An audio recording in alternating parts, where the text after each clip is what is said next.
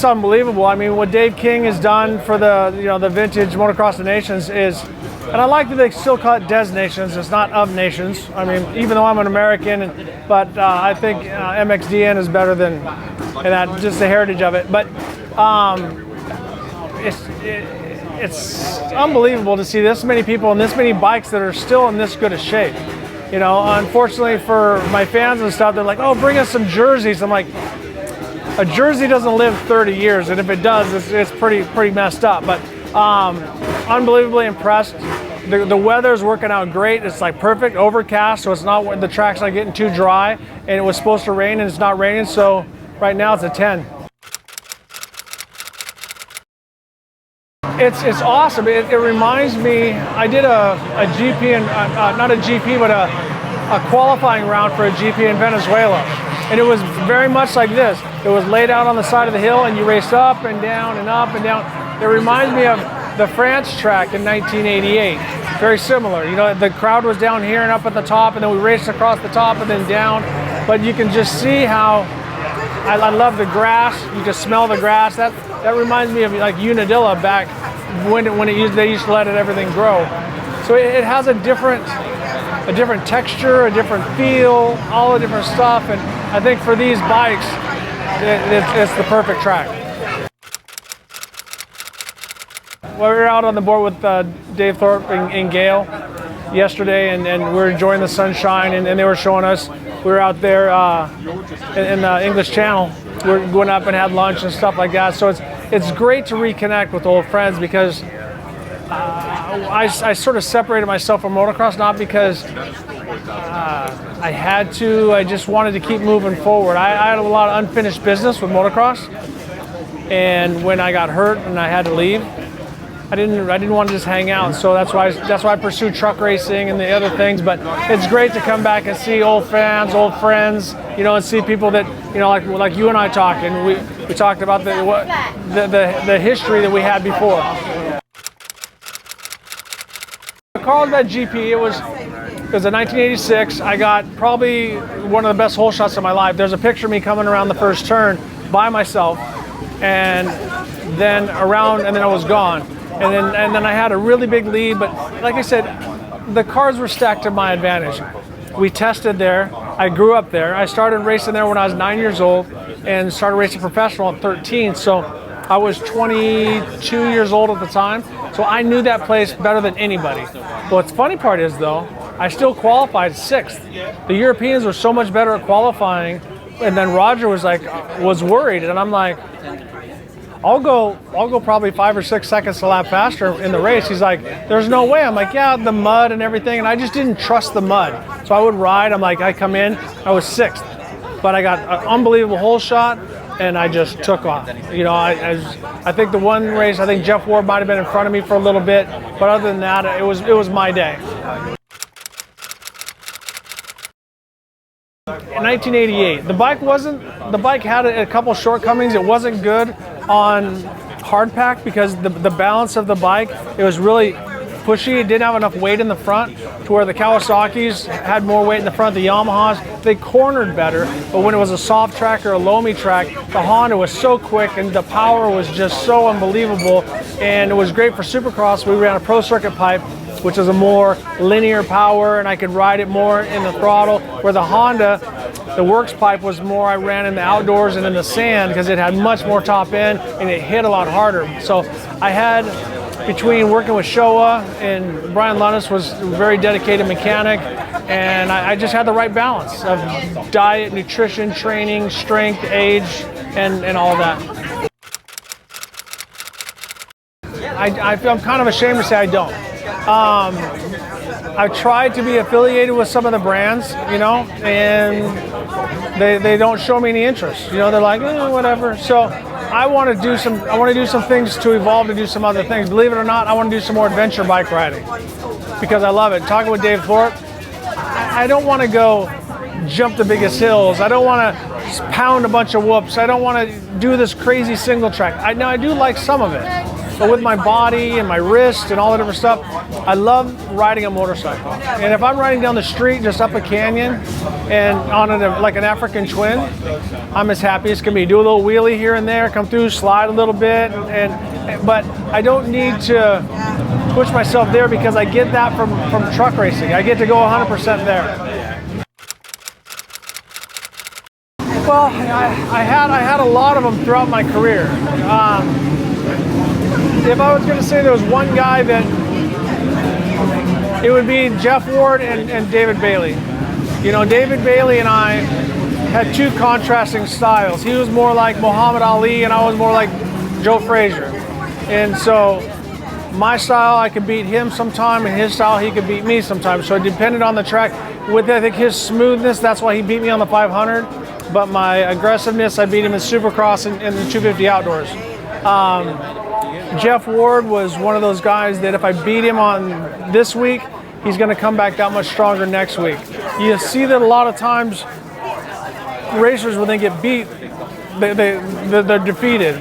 Not Jeff Ward. Jeff Ward always reinvented himself, always tried harder, always worked harder. And so over time, he was unbelievable. But Ron Lachine, on any one day, could whip my ass and everybody's ass. So it just depended on that one moment. And same thing, European riders like Dave Thorpe, you know, anytime that you line up against Thorpe, you knew you had your hands full because he wasn't flashy, but he was strong and he was always there.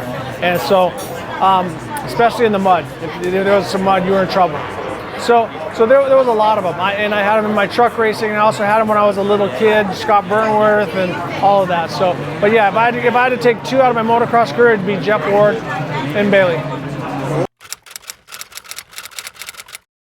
So it started, we were going to do a documentary slash mockumentary, because we were going to have Ronnie Mack, Travis Pastrana, and then we started with Kevin Windham, and then we're going to go with Ryan Villapoto. But Villapoto didn't want to do it.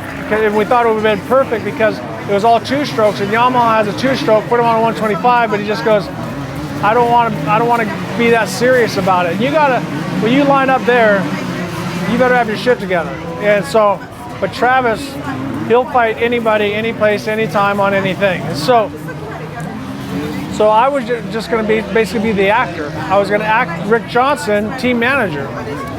Well, then things happened, and the target kept moving, and now I am the team manager. And so I'm sending texts back and forth and photos and video of Kevin and Travis working on their technique and what we're going to do and where we're going to park and who's going to eat and passes and all this crazy stuff.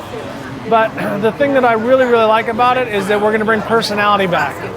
You know, like when we had guys like Ivan Tedesco and you know, that's here, and Doug Dubach and Ron Lachine, and they were a character. Even Dave Thorpe, the quiet English gentleman. Eric the Kid Gabor, is a little brash, arrogant little prick. You know, then you had Kurt Nichols, the angry Brit. You know, but it worked because they all had a personality. Now they're a bunch of robots. Don't get me wrong. And I'll say this to the camera. I'm a huge fan of Tomac and Hurlings as riders. As soon as they take their helmet off, they're like eating a rice cake. They're boring as all get out, but they're not getting paid for their interviews. They're getting paid for winning. But as a fan, I want to know about you. I want to hear what you say. I want to see when you're mad. I want to see when you're happy. Not just that. So we're going to have some characters in Team Puerto Rico. I'm racing in Genoa, Italy. And so I was kind of, back when I was racing, I was kind of a watch whore. You know, I bought a Cartier, I won a Rolex Submariner from Saporiti Fast Cross. And so I saw Giuseppe had this bitchin' watch. I didn't know the brand of it, but it's just really nice. I said, if I win every race, I get your watch. And so I go out, I win the heat race, I win the semi, and I'm winning the main event. And Giuseppe comes out on the track, and he's going like this. He's waving his watch at me, he's going. slow down a little bit. You're not making it look good. So then I start doing cross-ups and slowing down a little bit and putting on an extra show, and he's got the watch once again. He's going. So after the race, there's about a riot on the podium, and everyone's coming at us. It's all crazy and everything. And so he comes up and he hands me, like does the drug dealer handshake, and he shakes my hand and he gives me the watch. So I had the watch, wore the watch for a lot of years. Then I sort of set it aside. Well, when I went and saw him, I want to say in 04 or 03, 04, something like that, I was working, when I went to the Donations or whatever in France, I had the watch. So I went up to him and I shook his hand and I said, I have something for you. And he's like, what? And I go to shake his hand and I shake his hand and I hand it to him. He looks at the watch. And I think he forgot. And he goes, I forgot about this. I said, I didn't. And I said, so now it's back home where it belongs. But the band I wore, like, so it had no band, just the watch. And I gave him the watch back. It was on his boat in south of France. So it was a pretty cool deal. So it's just, Giuseppe and I had a great relationship between. I didn't know who he was when we did 86, because he was just like a kid. And when he was the promoter, but he ran around like, not like a promoter, not like the bigwig. He was just, loved Team America, loved the Brits, loved, everybody. He was just a fan. And then when he started doing the Supercrosses and the Masters of Motocross and stuff with him, we became very good friends. I went to his house down in Monaco, and so it was a very good working relationship. And so I'll never forget that. And then watching how he walked away from motocross for so long, and he was done. He's like, Supermoto's the place to be. And I'm like, we'll see how that turns out, And then when he came back, and I feel that he's got the GPs better than the Nationals. As far as the show, everything that they're doing, and it's taken a few years for I think the world to accept it, but it's working, and the show looks great. Everything's great, and it's good to see his son David now is taking the helm. He didn't just, well, my dad started this, and so I'm just gonna do it, and I'm gonna call my dad if you don't like. David busts his ass, So it's great. It's great to see multiple generations. But I thought it's a pretty cool story. Yeah. But Giuseppe, if you watch this, I want the watch back.